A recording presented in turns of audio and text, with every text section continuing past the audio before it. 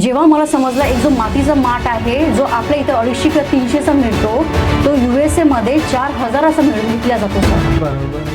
मातीचा माठ 4000. आणि नंतर मी गुगलवर पुन्हा सर्च केलं इझी ऑर वास्ट, तर माहीत पडलं की याचे स्टडी खूप वास्ट आहे आणि हा इझी पण नाही आहे. तर तुम्हाला कोणीतरी ट्रेनिंगची गरज घेणं तुम्हाला खूप गरजेचं आहे. हे पॉसिबलच नाही आहे. आपण महाराष्ट्रीयन लोक आहे, आपला हा बिझनेस नाही आहे. आपण लोकल लेवलवर काम करणारे लोक आहे. आपल्या घरीच जेव्हा डिस्कस केलं की मला एक्सपोर्ट करायचं आहे, बॉम्ब फुटला असेल.